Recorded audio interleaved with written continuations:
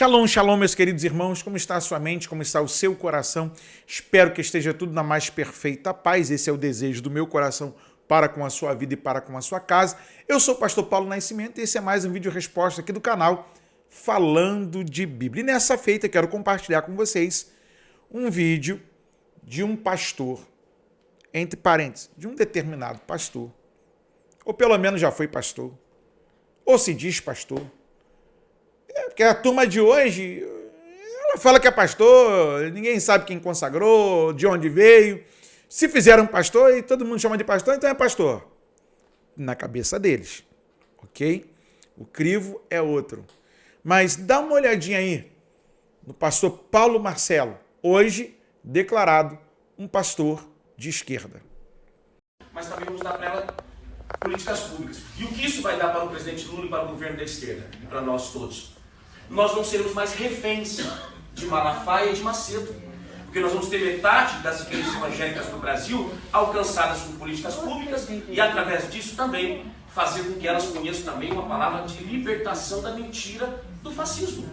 Como? Criando escolas progressistas de pastores em todo o Brasil.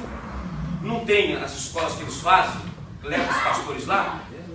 São Paulo, Campinas, Curitiba, enfim, Rio de Janeiro. Fazemos núcleos, não vamos nas cidades, começa com cidades, depois vai para as regiões, vai para os estados. Primeira escola de teologia e tal. Às vezes evitar de usar um nome progressista, traz a primeiro os pastores, para depois você falar a mensagem que precisa se falar, porque qualquer frase assusta. Você viu aí? Gente, não dá para acreditar como as pessoas elas mudam da água para o vinho. Antes elas professavam uma coisa e agora elas professam outra. Como elas, às vezes, ao invés de mudarem para melhor, elas mudam para pior.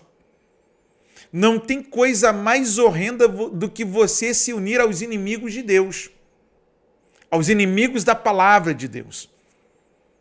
Porque Tiago, no capítulo 4, no verso de número 4, ele vai nos informar que a amizade com o mundo se constitui inimizade contra Deus.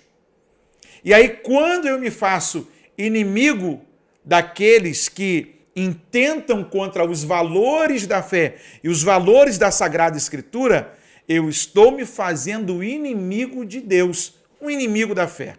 E não existe nada mais horrendo para alguém do que fazer-se inimigo de Deus. E o que o pastor Paulo Marcelo está fazendo nos últimos dias? Sendo um instrumento do diabo. Irmão, não tem outra coisa para falar não, porque quem não é de Deus é do diabo e quem é do diabo também não é de Deus. Na matemática não tem como, na física, colocar dois corpos ao mesmo tempo no mesmo espaço. Ou a minha boca fala daquilo que é santo, ou a minha boca fala e o meu corpo anda diante daquilo que é profano. E aí o que a gente tem hoje é um retrato fiel de um apóstata. É isso mesmo, um retrato fiel de um apóstata. Alguém que abandonou a fé, os preceitos da Sagrada Escritura para viver debaixo de um momento de política. Isso para mim é oportunista, sabe por quê? Porque aí vale quem paga mais. Pegou a visão, meu irmão? Balançou a notinha para essa galera, ele está indo. Só que, meus irmãos, não vai começar a partir de janeiro, não. Já começou o baile. Já começou a festa. Antes, eles só anunciavam a ameaça. Agora, eles estão para executar essa ameaça de forma verdadeira. Como não? Você está pensando que eles vão invadir a igreja, vão pegar pastor, vão prender, vão matar, vão arrancar a cabeça como no passado, a igreja do primeiro século? Gente, eles vão se infiltrar, eles vão fazer cara de piedade. E desde Paulo falou para Timóteo, afasta-se. Mas vamos ao contexto, falando de Bíblia. Primeira carta de Paulo aos Coríntios, abre a sua Bíblia aí, capítulo de número 10. Verso de número 21. Não podeis beber o cálice do Senhor e o cálice dos demônios. Não podeis ser participantes da mesa do Senhor e da mesa dos demônios. Verso 22. Ou irritaremos o Senhor? Somos nós mais fortes do que ele? Verso 23. Todas as coisas me são lícitas, mas nem todas as coisas convêm. Todas as coisas me são lícitas, mas nem todas as coisas edificam. Verso de número 12, do capítulo 10 da primeira carta de Paulo aos Coríntios.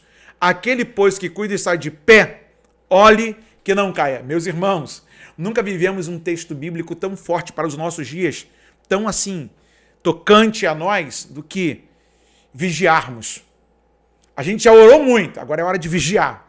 A gente já trocou o versículo. Primeiro era vigiar e depois orar. A gente primeiro orou e não vigiou nada. Então a gente precisa vigiar com os próximos dias que estão por vir sobre a igreja.